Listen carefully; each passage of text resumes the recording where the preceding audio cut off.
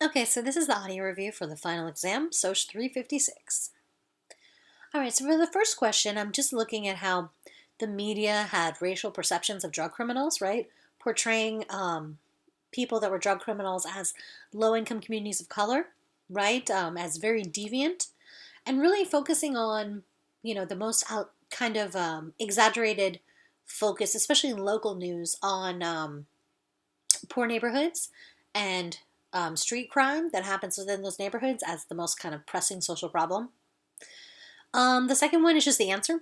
The notion that most illegal drug use and sales happen in the ghetto is pure fiction. Looking at racial discrimination historically versus colorblind rhetoric, this just means that in the past, people were pretty blatant about their racial discrimination, right? But Michelle Alexander argues that nowadays this has been replaced by a colorblind rhetoric, which just means that because you can't say, the N word or any other racial slur anymore, people use dog whistles and coded language to denote a certain group, but not use those particular slurs. Also, because of this, the systems themselves seem to be neutral, even though there's still racism, sexism, classism, homophobia, all these problems in the system. But when it comes to race discrimination, because we're looking at it colorblind, we just see it as like a neutral system that just affects everyone the same way. But we know that obviously the practices of the criminal justice system disproportionately affect people of color, right? Let's see. Next one, circular logic. So this is that assumption that if more people of color, like specifically in her argument, if more African American men are in prison for drug crimes or any other crimes, then there's a circular logic that says, oh, that must just be a reflection of more criminality in that particular group of people. When in reality, it's more a reflection of the style of policing, right? And disproportionate policing of communities of color than it is a reflection of the actual nature of crime. All right, moving on to the next one. So the first one here is just talking about how during slavery it was not illegal to rape a black woman, not even by another black man, but of course not also by white men, right? This was something that was pretty much not just established in this time period, but codified into law, which meant that even when we moved into the next era of Jim Crow segregation, it was still very difficult for a woman to claim that she was raped if she was black. So lynching was considered justifiable punishment for African American men who were charged or who someone claimed to have raped a white woman. And what's interesting is the legal lynching aspect, that the legal practices that came after this time period really mirrored the social practices of lynching before it. Only now, instead of beating someone to death and cutting off their genitals, you were instead had a set of legal practices that could legally discriminate against someone and make sure that they weren't getting fair representation within the criminal justice system, so they would end up in prison. And this, again, specifically targeting African American men. And so the denial of the rape of black women really has everything to do with the myths about black female sexuality, right? So these stereotypes that said that, black women were promiscuous or hypersexual, it just means that we don't see them as valid victims of a crime. And as a result, we have a lot of stereotypes that say if a woman is hypersexual, she cannot be sexually assaulted. So it's kind of an exclusive notion to explain away violence when it happens to black women. All right, next up. Again, the answer, hate crime should be understood as a social control mechanism rooted in institutional power structures, right? That the way that we interpret and see hate crimes has everything to do with the social hierarchies that place some groups above others and reinforce in our society that some groups have more worth, should have more worth, and that can be reinforced with violence. And some of those institutional power structures are like race, class, gender, sexuality, all of those kind of things. All right, moving on to health and wealth. So for the first one here, I'm just looking at how poverty and inequality affects, what kind of healthcare people get, and really the structure of the healthcare system itself, right? So basically there we talked about how if you're poor, because our system is, the structure of our healthcare system is capitalistic, then you can't receive the same care as someone who can afford it. And this does also affect ethno-racial minorities who often, um, because of where they live or the industries they work in, often because they are also poor, they have, risks of health issues that are different than a more affluent population. Also, they're exposed to more pollution and contaminants like air pollution, water pollution. They work in fields that have access to more hazardous chemicals. They live in areas that are sprayed with pesticides. So basically, if you're poor, if you're a person of color, because of the issues of poverty and social inequality, that affects the kind of health outcomes you receive. Middle class debt worry is just about how middle class families deal with these issues of healthcare, where they often will fear going to the doctor because of the cost they can accrue from it. Sometimes middle class parents don't insure their children, largely because they can't afford to do so. And even if they do have insurance, they're often not taking, kids to the doctor always because of the copays, any of the kind of billing from your insurance, the prescription costs, all these other things, because one healthcare issue can really bankrupt a middle class family.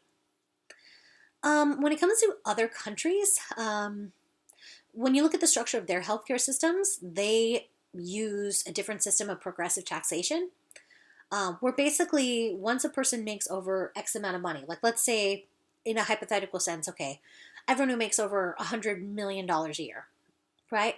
After you hit 100 million, you have a higher tax rate that someone is taxed at because they already made $100 million, so they're gonna be okay, right?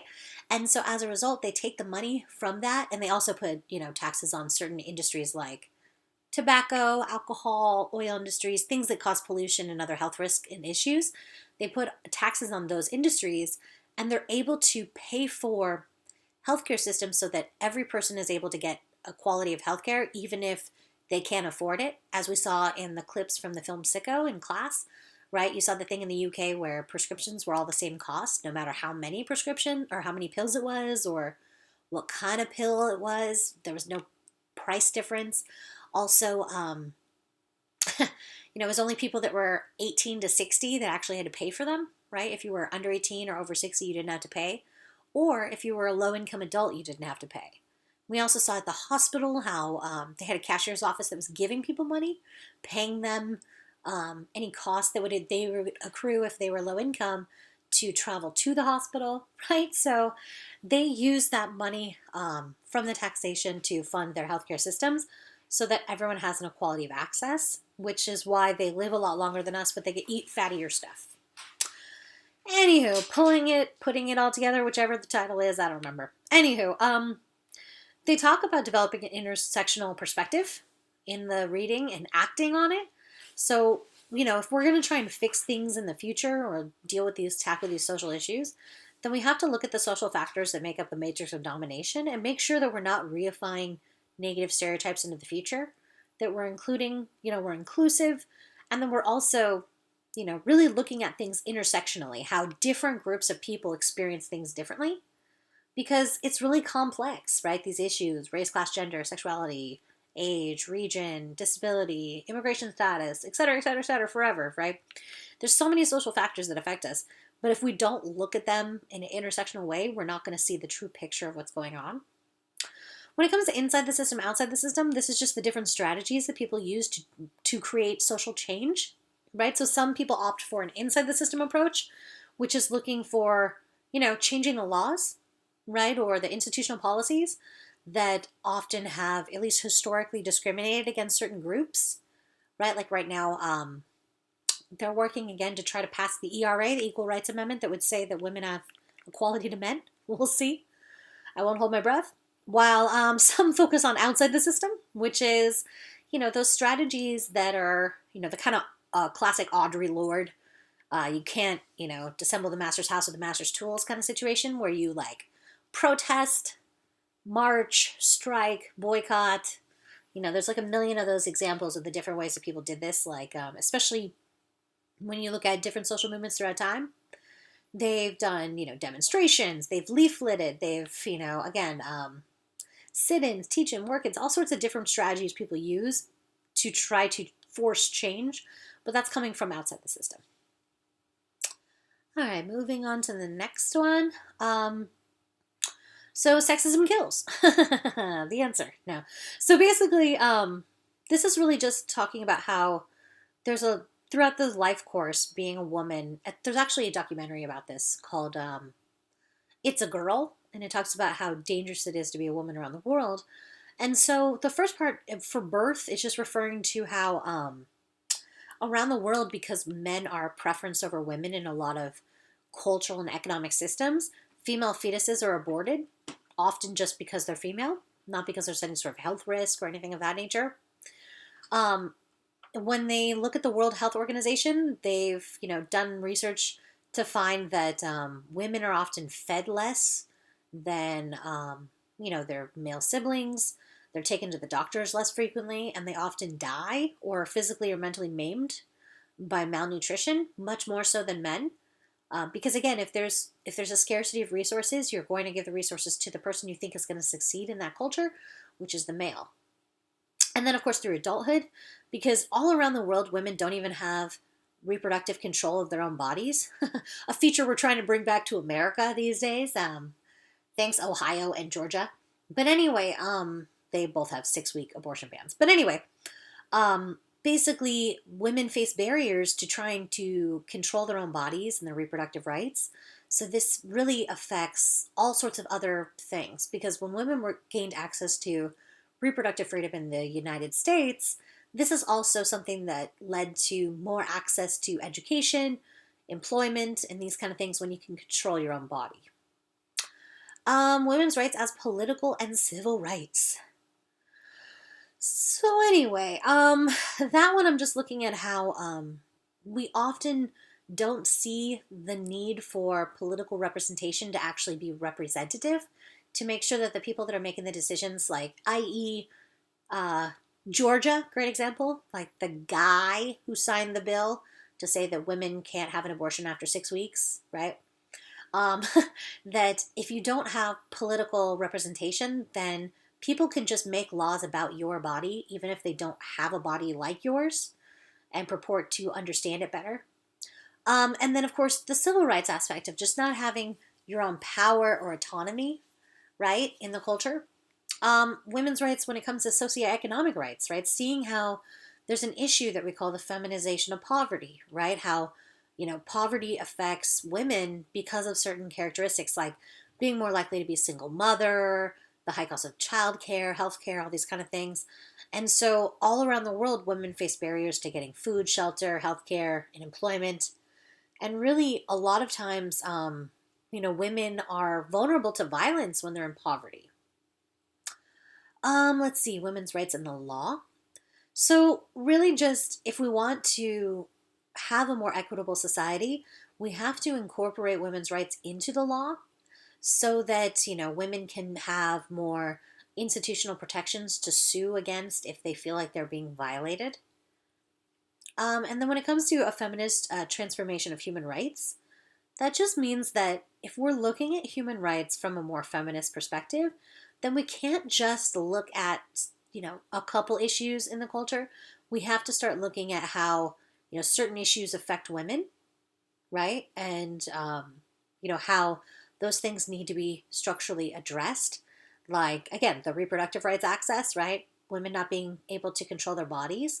The fact that so many women are trafficked through human trafficking or into sex slavery. Violence against women, which is a huge issue all around the world, that in some cultures isn't really acknowledged as a social problem. And, this could also include child marriage, as we don't think of it that way, but forced marriage is very exploitive and often involves like a 50-year-old man and like a 12-year-old girl. And then also looking at human rights in a way that we have to make sure that we're not marginalizing sexual minorities or women in cultures around the world that have unique problems they face, like FGM or, specific issues of violence and problems in their culture, that we have to really kind of have a larger picture understanding of the way that gender has its own principle can really negatively affect what opportunities and rights someone has. And if we want to have true human rights, we also have to include women into that analysis. All right, chapter 8. All right, so sick role is just the idea that, like, if you're sick, people let you act differently, right? So it's like an exception that we have that, like, if you're sick, you can call your boss and be like, I'm not coming to work, right? Or, basically that we expect you to act different when you're sick. When most Americans think of the word hunger, they think of those like poor people in the developing world, like those oh God, I can't remember the name of the thing, but those like there's kids starving in Africa kind of commercials, those like weird infomercial things, where they're like, for $1 a day you can support a child in another country or whatever it is, and you see the kids with like the swollen malnutrition bellies and flies flying around their face and stuff. When most Americans think of hunger, they think of that. They don't think about how there's people starving in our own country right now. There's a lot of people that live with food insecurity. Obesity, right? It's a health risk. There's a lot of conditions that are connected to obesity, but really it has a lot to do with our culture, right? It has to do with our sedentary lifestyles. It has to do with the really terrible food access that we have, where, especially if you're low income, the kinds of foods you can access are often fast food, which is high in, fat and sodium and, high fructose corn syrup and all these kind of other crappy things. So it really does affect, the way that that people's bodies are almost like a reflection of their social status, right? Which is why that poverty and obesity part kind of works into that. So if you're poor, you're more likely to be obese, largely because, again, the food choices and, limited options. You live in a food desert. You don't have access to a good grocery store. If you're living in a poor area, you probably don't have that health food store you can go to get your smoothie or whatever it is. So as a result, there's just a issue where people that are poor end up more obese. And, if someone is able to eat like lighter calorie foods, it's typically because they have a higher social status. It's not how you feel, it's how you look. Okay, so this one is really talking about how we have all these creepy, harmful practices that we try to do to conform people to ideal body and beauty standards. So, like the corsets of old, we now have like waist training and other things like that. People even have been known to take out ribs so they can have really smaller waists. A lot of people really restrict their calorie intake or starve themselves so that they can have a body shape that kind of fits a societal standard. But of course, starving yourself, things like that, or restricting calories dramatically can really affect your brain function and all sorts of other systems in your body. So it has all sorts of like horrible health consequences. When it comes to poverty, it is the greatest cause of ill health in the world today. That is the answer. Healthcare suspicions. Okay, so here I was talking about the Tuskegee experiments, right? Where they basically infected a bunch of African American men with syphilis without their consent. And they wanted to see, like, okay, so how does syphilis spread? How does it affect someone's body and their brain and all of these things over time? So instead of telling the men that they were infected, they wanted to study how much they were debilitated by the disease. So that study lasted for decades. So it kind of makes logical sense that some African Americans would still be a little suspicious of the healthcare system because they've been exploited so terribly in the past. Also, I mean, that wasn't the one they discussed in the book, but the example of like Henrietta Lacks, right? If you haven't heard about this kind of, this great book called The Immortal Life of Henrietta Lacks, basically this woman had these kind of cells that were very rare. And as a result, they used her cells without her knowledge to create some of the most prolific, vaccines and things of that nature And she was given no compensation. She was never told, and her family was given no compensation as well. While pharmaceutical industries made billions of dollars off of her genetic material that was stolen from her. Right? So there's a reason to be suspicious, I guess, if you're marginal. Green screen is just the practice of, kind of screening people before they get healthcare options, especially like transplants, because they assume that, oh, that person can't pay for it, so we're not going to give them the transplant they need. The medicalization of childbirth is the fact that, women used to just have kids naturally. There was for a lot of generations, people just had babies. Nowadays, we use, all of these chemicals in the delivery room, like Pitocin, we use epidurals, we force women to sit in these weird positions to try to give birth because that's better for the doctor. Often doctors will convince women to undergo C-sections as a result of the Pitocin, cutting off air supply to the baby. You also have a situation where a very common procedure is the episiotomy, where they basically cut a hole from your vagina, to the side, so that basically you kind of tear open, but you have a controlled tear, so that you don't tear all the way to all the way across, basically. And so it's also medically unnecessary because the vagina is actually made to expand and contract like that. But it takes time for that to happen, and that's time that doctors don't want to waste because they can make more money cutting your, basically cutting your internal organs so that you push out the baby faster so they can get to the next baby being pushed out faster, and then they can empty your bed faster and make $10,000 more on the next baby the next day. So it's kind of, this medicalization often has a kind of capitalist slant to it. I mean, for many years and all around the world, women had children without doctors, right? They had midwives, or they had other female family members that would help them deliver their babies.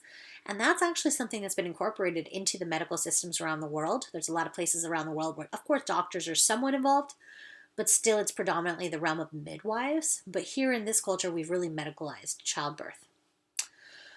Let's see, homosexuality and health. Just the issue that sexual minorities face a lot of similar health issues when it comes to the differences between, sexual minorities and the heterosexual population.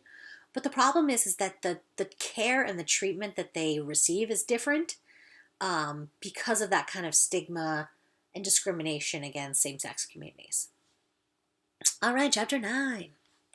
Okay, so social movements are basically the thing that we need because it's really difficult to cause long-term change within equality, especially dealing with these structures of inequality that have been built into institutions, if we don't have large-scale social movements to do so. So this next question are just different techniques that are used to by social movements to try and create change. So sit-ins are typically when you go to a certain space and you sit there to try to gain attention, right? So some of the earliest ones of these were in the civil rights movement when people go to the lunch counters. Those lunch counter strikes were considered sit-ins. Work-ins is typically when a company is closing a business or taking over or laying off a bunch of people and they decide to lock themselves in their work and keep working. Die-ins are often used to try to call attention to human rights issues around the world, where basically, actually I went to a protest, somewhat historic, only because it's weird that it even happened. It's the first time in America where a war was protested before it even started, right? The Iraq War. And basically, because the weapons mass destruction was BS. But anyway, I saw a ton of people do die-ins there where, pretending to cover themselves in blood and laying on the ground to symbolize the results of some of these policies that will cause death. Teach-ins are typically when you have an expert on a topic, organize some sort of open forum so that you can create support for a movement, right, where they come in to a certain area and teach people about that topic. Let's see, growth in the Latino population. Nowadays, 1 in every 6 residents of the U.S. is a Latinx, right? So It's a growing population, and by 2050, the majority of people in the U.S. will be of Latin descent. Let's see. The majority of white people think minorities have the same opportunities. That's the answer to that, even though they're wrong. Um, let's see. Japan's Burakumin are basically it's fascinating, right? It's kind of a fascinating thing. So they were historically considered inferior, right? They were stereotyped as mentally weak and impulsive, dirty, aggressive, all these kind of negative things. But they are actually biologically indistinguishable from the overall population.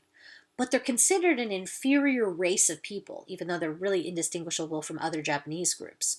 So they still suffer as a result of previous segregation and discrimination. Like they were historically forced to wear different clothes and live in different areas to try to denote that they had lower status.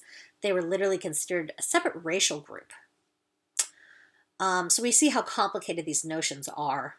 Bonilla Silva talks about how in the U.S., we have different races, but he argues that, Bonilla Silva is arguing that we have this more complex triracial system where people are considered either white, honorary white, or collective black, right? So whites are just groups that have achieved middle class status. So that could it doesn't have to just be Europeans. That could also be Asian Americans, Arab Americans, right? Honorary whites are people that assimilated to a middle class standard. So a lot of Latinos, some multiracial people, Native Americans and Euro Americans that are living in urban areas, while collective blacks are typically groups at the bottom of the stratification system. So African Americans, dark-skinned Latinos, Filipinos, Southeast Asians, and Native Americans that are still living on reservations. All right, social emergency. We talked about how when it comes to intersexual children, that there's kids that are born intersexed every day. It's like 1 in 1,000 babies born, but we don't. When we ask someone what kind of kid they have, we don't say like, is it a boy or a girl or other, right? We say, is it a boy or a girl? So we have these notions of the duality of, sex. And so we force these unnecessary surgeries on infants' genitals in order to deal with it. So it's called a social emergency because basically it has nothing to do with it being a biological necessity for these surgeries to happen. It's a social emergency because the parents need to now fit their child into one of two categories so that they cannot be regarded negatively. Let's see, blurring of sexuality. So it's really interesting that the way that we see a lot of these things in our culture, we often don't understand the way that gender relations have changed, how it affects different institutions. We also have this weird thing where we conflate gender and sexuality together, right? So the blurring of sexuality is sometimes people do gender non-normative behaviors, but we consider it a whole different sexuality, right? Because we conflate the two together. So it kind of blurs this understandings we have of sexuality. So one of the examples they gave in the reading was the term metrosexual, right? Meaning a guy who washes himself and cuts his hair regularly was then considered metrosexual. So it wasn't like metrogendered, it was metrosexual, as if somehow they have a different sexuality, even though they were purportedly largely heterosexuals that were a part of this movement. It kind of blurs this notion of sexuality to say, well, that's not quite a heterosexual, that's a metrosexual. Because they're clean and they don't smell like crap. All right, and then future intersections. Here, I'm really just looking at the idea that if we want to fix these problems in the future, we have to avoid a lot of the problems that we've caused now, right? Or that have been caused in the past that lead to the problems now, and make sure that we create a future that's actually much more equitable.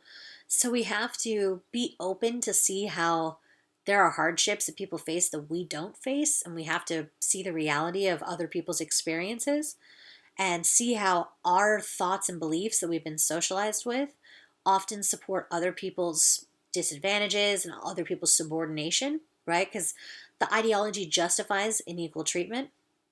And we have to realize that we all have privilege and we all have oppression, just depending on our, different locations, like our social locations. All right, so short answer essays. So what does it mean that economic inequality depends on the choices we make as a society? So, hint, again, I can't quite give you the whole answers for these, but basically what I want you to look at there are some of the issues that affect the culture, right, as a result of economic inequality, but also why are we so economically unequal? How do power structures and the people that have power create economic inequality instead of alleviate economic inequality, right? That's hint what I'm kind of looking at. And then number two, why is it important to use an intersectional lens when studying issues in sociology?